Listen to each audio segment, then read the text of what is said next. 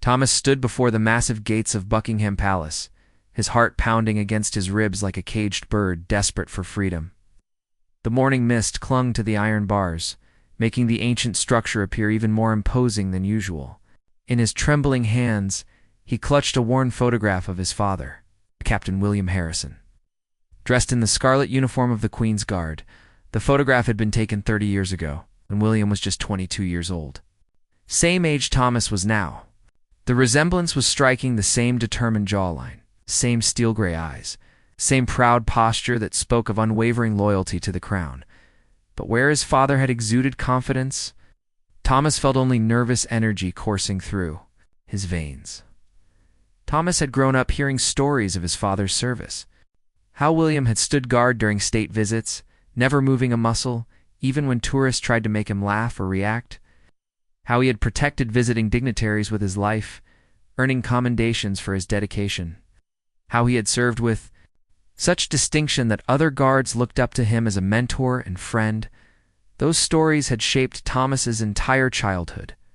While other boys dreamed of becoming football stars or rock musicians, Thomas dreamed of wearing the iconic bearskin hat and red tunic. He practiced standing perfectly still for hours in his bedroom, imagining he was protecting the Queen herself. His mother would find him there, rigid as a statue, and shake her head with a mixture of pride and worry. The worry had good reason. William Harrison had died in a car accident when Thomas was only 12 years old. He had been driving home from a ceremony at the palace when a drunk driver ran a red light. The last words William had spoken to his son were a promise to take him to see the changing of the guard the following weekend. That weekend never came. Now, 10 years later, Thomas was finally here to fulfill the dream that had sustained him. Through his father's death and his own difficult teenage years, the recruitment process had been grueling. Months of physical training, psychological evaluations, background checks, and interviews. Many candidates had fallen by the wayside, but Thomas had persevered, driven by something deeper than mere ambition. His mother had tried to talk him out of it. Margaret Harrison had lost her husband to service in a way, and the thought of losing her son to the same calling terrified her. She had begged Thomas to consider other careers, safer paths that wouldn't require such sacrifice. But Thomas couldn't explain to her what she wouldn't understand, that this wasn't just a job for him. It was a sacred duty, a way to honor his father's memory and continue a legacy that had been cut short too soon. The other recruits began arriving, each one looking as nervous and determined as Thomas felt. They came from all walks of life: former soldiers, police officers, young men fresh out of university. But they all shared the same goal: to serve the crown with honor and distinction. Thomas wondered if any of them carried the weight of family legacy as heavily as he did, as they were led through the palace gates for their final assessment day. Thomas whispered a silent prayer to his father. He asked for strength, for courage, and for the wisdom to prove himself worthy of the Harrison name. The photograph in his pocket seemed to grow warm against his chest, as if William's spirit was there with him, guiding him forward into his destiny. The training barracks at Wellington Barracks felt like stepping back in time. Ancient brick walls held decades of military history, and the smell of polish and leather filled the air. Thomas and 19 other recruits stood at attention in the courtyard, their civilian clothes looking out of place in such a formal military setting. Sergeant Major Roberts was a mountain of a man. With shoulders broad enough to carry the weight of the entire British Empire, his voice could shatter glass when he shouted commands, and his steely gaze could spot the smallest flaw in posture or presentation from 50 yards away. He had served alongside Thomas's father years ago, though Thomas didn't know this yet. The first weeks were brutal. His physical training began at dawn, with miles of running through Hyde Park while London slowly awakened around them. Thomas's lungs burned and his legs ached, but he pushed through every challenge, remembering his father's stories about the importance of physical fitness in the guards. A tired guard was a dangerous guard, William had always said. Drill practice consumed their afternoons. Learning to march in perfect synchronization, to execute complex maneuvers without a single misstep, to handle ceremonial weapons with precision. and grace. Thomas struggled at first, his movements stiff and awkward compared to the fluid motions of his fellow recruits who had military backgrounds. Several times, Sergeant Major Roberts singled him out for correction, his voice booming across the parade ground, but Thomas didn't give up. Each evening, while his bunkmates rested or wrote letters home, he practiced his drill movements in the empty courtyard. He marched back and forth under the pale moon, correcting his posture, perfecting his timing. Determined to honor his father's memory through his own excellence, the other recruits began to notice his dedication. James, a former paratrooper from Manchester, started joining Thomas for his evening practice sessions. Soon, others followed. They formed an unlikely bond, these young men from different backgrounds united by their common goal. They shared stories of what had brought them here, their fears and hopes for the future. Thomas found himself thinking about his father more than ever. He wondered if William had struggled during his own training, if he had felt the same crushing weight of expectation. The photograph in his locker seemed to watch him as he polished his boots each night, maintaining the impossible standard of cleanliness required of the guards. One particularly difficult day, after Thomas had stumbled during a complex drill sequence, Sergeant Major Roberts approached him privately. For a moment, Thomas feared he was about to be dismissed from the program. Instead, the older man studied Thomas's face with surprising gentleness. Thomas saw something flicker in the Sergeant Major's eyes, a moment of recognition that made his heart race. But Roberts simply nodded and walked away, leaving Thomas to wonder what unspoken message had passed between them. That night, Thomas lay awake thinking about his father, about legacy, and about the growing certainty that he was exactly where he belonged, no matter how difficult the journey might be. 3 months into training, Thomas faced his darkest hour. The pressure had been building like steam in a kettle, and finally, it exploded during what should have been a routine inspection. Sergeant Major Roberts found a smudge on Thomas's bayonet, barely visible to the naked eye, but unacceptable by guard standards. The dressing down was fierce and public. Roberts's voice echoed off the barracks walls as he questioned Thomas's commitment, his attention to detail, his worthiness to wear the uniform. The other recruits stood frozen at attention, grateful it wasn't them, but sympathetic to their friend's humiliation. Thomas felt his cheeks burn with shame as the criticism continued. After dismissal, Thomas found himself alone in the bathroom, staring at his reflection in the mirror. The face looking back at him seemed young and uncertain, nothing like the confident guardian he had imagined himself becoming. Doubt crept in like poison, whispering that maybe his mother had been right. Maybe he wasn't cut out for this life. Maybe some legacies were meant to end. That evening, James found Thomas sitting alone in the courtyard, still in uniform, but with his shoulders slumped in defeat. Without saying a word, James sat down beside him and pulled out a letter from his pocket. It was from his own father, a coal miner who had worked 50 years underground to provide for his family.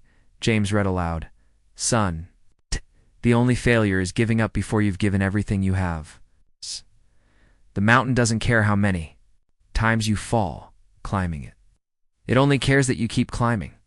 The words hit Thomas like a physical blow, not because they were harsh, but because they reminded him why he was here. Thomas pulled out his father's photograph, now creased and worn from constant handling. In the dim courtyard light, William's face seemed to shimmer with understanding. Thomas remembered a story his father had told him once, about a day when William had made a mistake during a ceremony in front of foreign dignitaries. He had been devastated, convinced his career was over. But William's commanding officer had taken him aside and said something that changed everything. A guard's true strength isn't in never falling down. It's in getting back up with more determination than before. Thomas realized that his father had faced these same moments of doubt, the same crushing pressure to be perfect. The next morning, Thomas was the first one on the parade ground. His uniform was immaculate, his posture perfect, his determination renewed. When Sergeant Major Roberts called for volunteers to demonstrate a particularly challenging drill sequence, Thomas stepped forward without hesitation. He executed the movements flawlessly, every step precise, every turn sharp and confident. When he finished, Roberts nodded approval, the first sign of satisfaction Thomas had seen from the hard-nosed instructor. But more importantly, Thomas felt something shift inside himself, a quiet confidence that came not from avoiding failure, but from proving he could overcome it. That night, Thomas wrote his first letter home since training began. He told his mother about the challenges, about the doubt, and about the strength he was discovering within himself. He didn't mention his father directly, but Margaret would understand. She had lived with William long enough to recognize the same stubborn determination that had made her husband legendary among his peers. The training was far from over. But Thomas knew he had crossed an invisible line. He was no longer just William, Harrison's son, trying to live up to a legacy. He was Thomas Harrison, future guardian of the crown, writing his own chapter in the family story.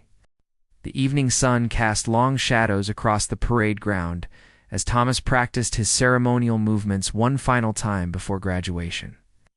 Tomorrow, he and the surviving recruits would receive their posting assignments. Only 12 of the original 20 had made it through the rigorous training program. Sergeant Major Roberts approached him, his usually stern expression softened by something Thomas couldn't identify. In his hand, he carried a manila envelope that looked official and somehow familiar. The older man stood silently for a moment, watching Thomas complete his drill sequence with the precision that had become second nature. When Thomas finished and came to attention, Robert spoke quietly, his voice lacking its usual commanding. "Boom. Harrison, there's something you need to know before tomorrow's ceremony. Something about your father that might help you understand why this path was always meant for you." Thomas felt his heartbeat quicken as Roberts opened the envelope and pulled out a collection of documents and photographs. The first image made Thomas's breath catch in his throat. It showed his father, William, standing next to a younger version of Sergeant Major Roberts. Both men in dress uniform, both wearing medals Thomas had never seen before. Roberts began to speak, his voice carrying the weight of long-kept secrets. "Your father and I served together for 8 years. He never told you about our special assignment, did he? You were part of an elite unit within the Queen's Guard, tasked with close protection. During high-risk situations, your father saved my life during an incident in 1995. The story unfolded like a movie playing in Thomas's mind. A state visit had gone wrong when protesters breached security barriers. In the chaos, a man with a knife had gotten past the outer perimeter, heading straight for the visiting dignitary. William had reacted instantly, placing himself between the attacker and his charge. While Roberts coordinated the response that ultimately neutralized the threat, Thomas stared at the commendation in his hands, signed by the Queen herself, praising William Harrison for extraordinary courage and selfless devotion to duty. His father had never mentioned this incident, never spoken of the medal that now lay in Thomas's trembling fingers. Roberts continued, his voice thick with emotion. "Your father made me promise that if anything ever happened to him, I would watch over you if you chose to follow this path. He said he knew you had the same calling in your blood, the same need to serve something greater than yourself." Thomas felt tears threatening to spill, but he maintained his composure as he had been trained. Everything made sense now. Roberts' extra attention during training, the private corrections, the way he had pushed Thomas harder than the others. It hadn't been cruelty. It had been love, the kind of tough love one guardian passes to another. The revelation transformed Thomas's understanding of his journey. He wasn't just following in his father's footsteps. He was completing a circle that had begun long before his birth. The legacy wasn't just about wearing the uniform or standing guard. It was about embodying the values of service, courage, and sacrifice that defined the very best of the Queen's Guard. Roberts handed Thomas one final item, a small metal pin that had belonged to his father, worn by members of the elite protection unit. It was simple and unadorned, but it represented the highest level of trust and responsibility within the organization.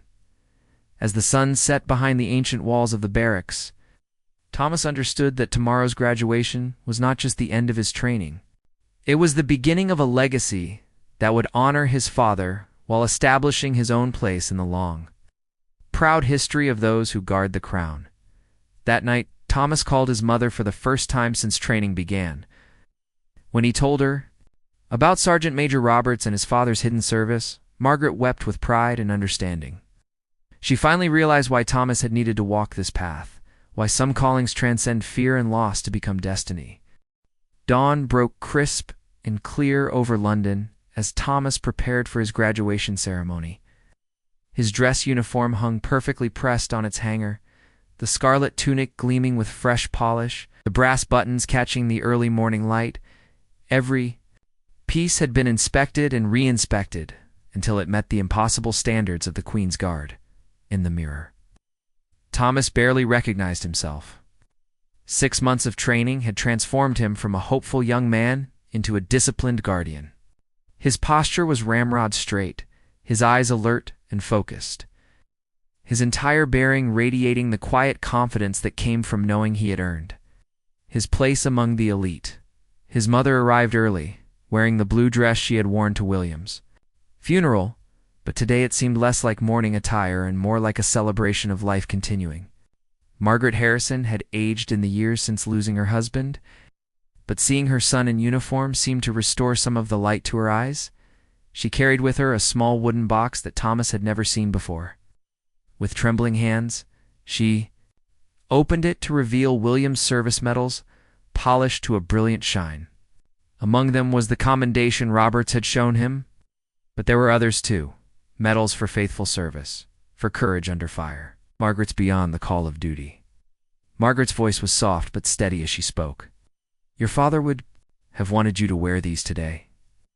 He always said medals weren't about the past. They were about the responsibility to live up to them in the future. With gentle fingers, she pinned each medal to Thomas's tunic, creating a bridge between father and son that transcended death itself.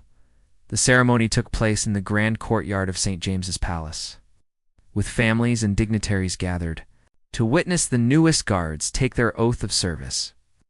Thomas stood with his 11 fellow graduates, each one representing months of sacrifice, determination, and growth. When his name was called, Thomas stepped forward with measured precision. The commanding officer, a distinguished man with silver hair and kind eyes, administered the oath that would bind Thomas to his duty. The words echoed off the ancient stones. I swear by Almighty God to be faithful and bear true allegiance to Her Majesty Queen Elizabeth II, her heirs and successors, and that I will faithfully discharge my duty as a member of Her Majesty's Guard. As Thomas spoke those sacred words, he felt his father's presence more strongly than at any time since the funeral. The weight of history, of tradition, of family legacy settled on his shoulders like a mantle passed from generation to generation. He was no longer just Thomas Harrison. He was Guardian Harrison, protector of the crown, keeper of traditions that stretched back centuries. Sergeant Major Roberts approached with the final symbol of Thomas's transformation, the famous bearskin hat that would mark him as one of the Queen's Guard. As it settled onto his head, Thomas felt the last piece of his identity click into place. He had become what he was always meant to be. After the ceremony, as families mingled with the new guards, Roberts pulled Thomas aside one final time. In his hand was a sealed envelope bearing Thomas's assignment. Inside was something Thomas had dared not hope for: assignment to Buckingham Palace itself. To the most prestigious posting available to a new guard, Margaret hugged her son with fierce pride. No longer the worried mother who had tried to dissuade him from this path, she saw in Thomas's eyes the same nobility of purpose that had driven her husband, but tempered with wisdom and maturity that would serve him well in the years to come. As the sun set on his graduation day, Thomas stood at the palace gates where his journey had begun 6 months earlier.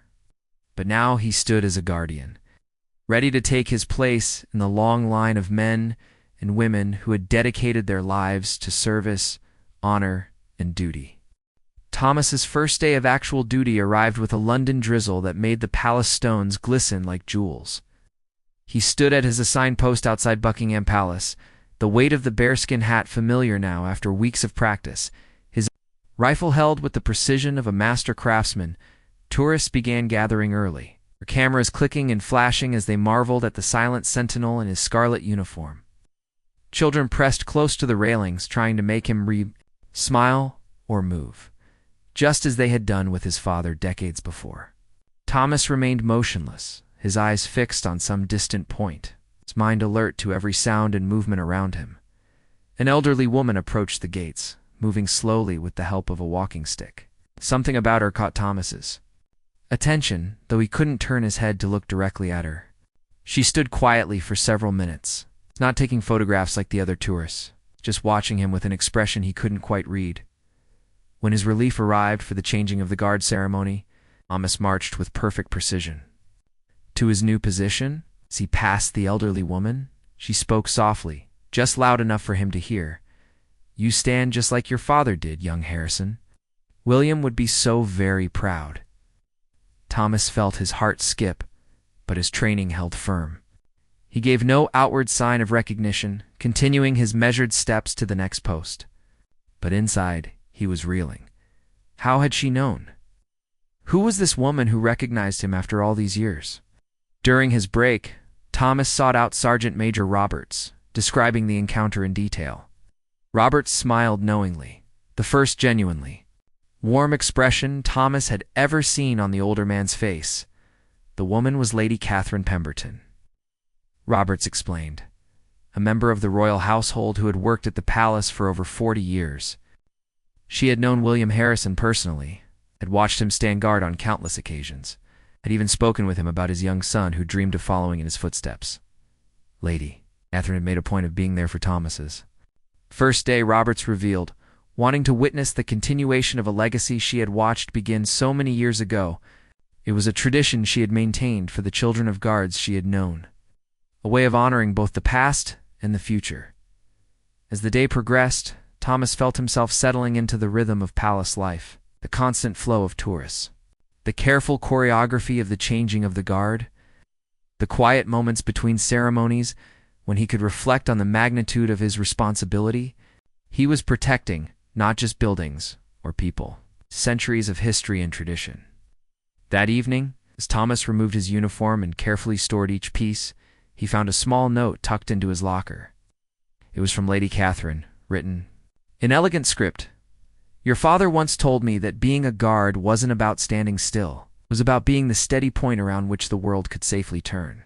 You have that same quality, young man? Use it well." Thomas called his mother that night to tell her about his first day. Margaret listened with joy and relief as her son described the fulfillment he felt, the sense of rightness that came from finally occupying the role he was born to fill. For the first time since William's death, she felt complete peace about her family's future. As Thomas lay in his narrow barracks bed that night, he thought about the photograph of his father that still sat on his nightstand. But now it was joined by his own guard badge, his service medal, and the note from Lady Catherine. The past and present had merged into something larger than either could have been alone. Thomas Harrison had found his place in the world, not by escaping his father's shadow, but by stepping fully into the light it had always been meant to cast. He was a guardian now, protector of the crown, keeper of tradition, and the living continuation of a legacy built on honor, duty, and love. Tomorrow he would stand guard again, and the day after that, and for as many days as duty called him to serve. And William Harrison's spirit would stand with him, proud and eternal, in every moment of steadfast service.